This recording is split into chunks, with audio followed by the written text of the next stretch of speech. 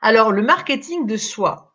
Donc justement, pour la personne qui dit, c'est Sophie, qui dit, voilà, j'ai des difficultés à oser être moi et pas vouloir correspondre uniquement à ce qu'attend l'interlocuteur. Ah oui. Donc pour faire du marketing de soi, il y a des questions en fait. Il y a 7 questions clés à se poser pour pouvoir construire son pitch. Donc déjà, point numéro 1, quel est l'objectif de votre pitch? Est-ce que vous voulez juste informer? Est-ce que vous voulez séduire pour pouvoir avoir un appel à l'action pour vendre? Est-ce que vous voulez lever des fonds? Est-ce que vous avez juste envie d'inspirer la personne pour qu'elle ait envie de vous demander sa carte de visite, de vous demander votre carte de visite, pardon. Donc voilà, c'est très très important. L'objectif du pitch est très important. Et souvent, on ne se pose pas les questions en ces termes-là. Quel est le message clé, the key message, comme disent les anglo-saxons, que vous voulez que les gens retiennent de vous?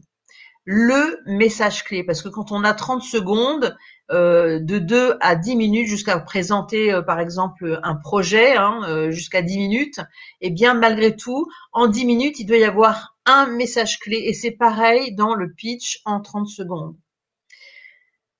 Ensuite, quel est votre public cible? Quels sont les gens? En fait, on va parler un petit peu de la notion d'avatar. Je ne sais pas si vous savez ce que c'est qu'un avatar, mais l'avatar, en fait, c'est votre client ou cliente idéale. C'est celui qui vous achète le plus, finalement, que vous soyez dans le domaine du conseil, dans le domaine du service à la personne, aux entreprises, ou que vous vendiez des produits.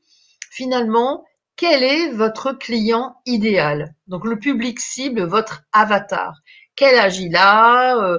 Est-ce qu'il fait de la gym le week-end? Est-ce qu'il se lève tôt le matin? Qu'est-ce qu'il mange au petit déjeuner? Ça va vous permettre de créer un persona, comme on dit, ou une persona qui va vous permettre vraiment d'identifier le public cible. Ensuite, quels sont ses défis? Finalement, de quoi il souffre, ce public cible? Quelles sont les douleurs, entre guillemets, que vous allez pouvoir résoudre? C'est très important parce qu'il y a peu de gens qui se posent ça dans ces termes-là. Ils vont parler, par exemple, de caractéristiques de leurs produits ou de leurs services, des avantages, mais très très rarement de la douleur ressentie par l'interlocuteur en face qui va leur permettre finalement de vendre leurs produits ou leurs services. Parce que l'être humain, et souvenez-vous-en bien, l'être humain, en fait, ce qui va résonner là et là, dans le cœur, c'est la douleur. C'est là où vous allez finalement créer un lien avec votre interlocuteur. C'est quand il va se reconnaître dans la difficulté qu'il a et dont vous lui parlez. Et c'est vrai que ça fait partie d'un bon pitch. Ensuite, quels sont les bénéfices que vous apportez? Et donc, j'imagine que vous savez ce que c'est la différence entre une caractéristique, un avantage et un bénéfice. Peut-être pas. Eh bien, je vais vous en parler quand même. Eh bien, si on parle d'un ordinateur, là, mon petit ordinateur 13 pouces, eh bien, ses caractéristiques, c'est que c'est un 13 pouces, il fait 980 grammes, il a un clavier AZERTY, voilà les caractéristiques. Son avantage, c'est qu'il est léger, et le bénéfice, c'est qu'il soulage en fait mes douleurs dorsales. C'est-à-dire que quand j'attends dans une file d'attente avec mon ordinateur à l'épaule, eh bien, j'ai moins mal au dos. Et typiquement, eh bien, c'est ça qui va faire que vous allez être moins, comment dire, c'est ça qui va résonner avec l'interlocuteur. Finalement, c'est aussi le bénéfice. Voyez, la notion de bénéfice. Or, beaucoup de gens que j'accompagne dans la construction de leur présentation d'entreprise, la présentation d'eux-mêmes ou éventuellement d'un projet, eh bien, ils confondent caractéristiques, avantages et bénéfices. Et le bénéfice, c'est un ressenti. Quand un agent de voyage vous vend un voyage, il va pas vous vendre le nombre d'heures d'avion que vous allez faire, il va pas vous vendre le nombre de chambres qu'il y a dans l'hôtel, ni la couverture la couleur du couvre-lit.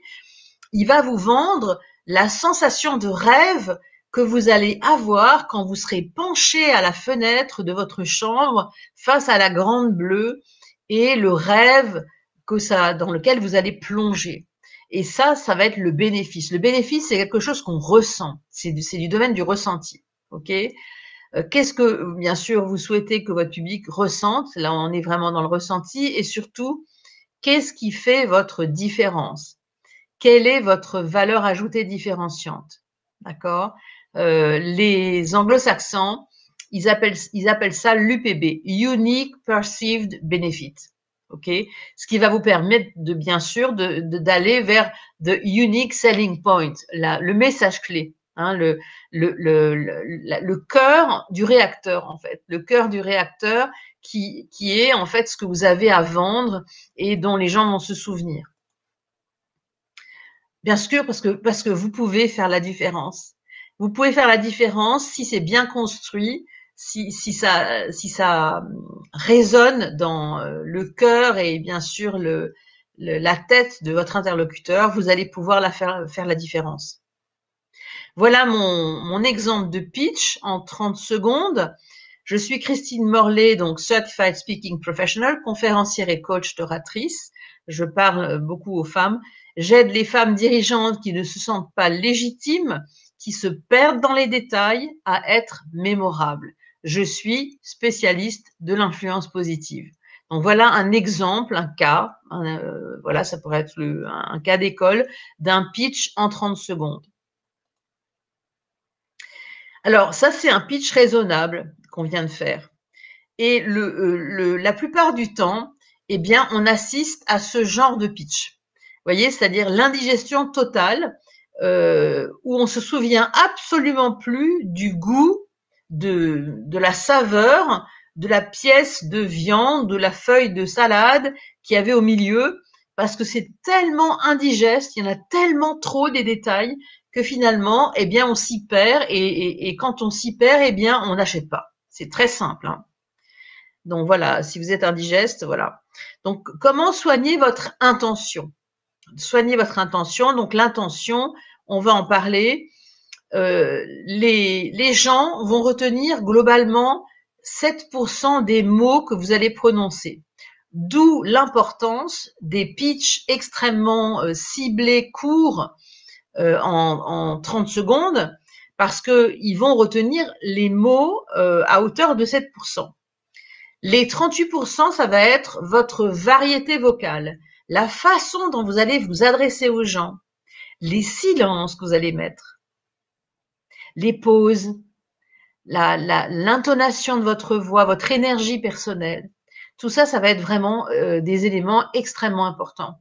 Et 55% du temps, ça va être votre langage corporel, le langage non verbal. Donc en clair, le langage non verbal et le langage paraverbal, c'est-à-dire la teneur, la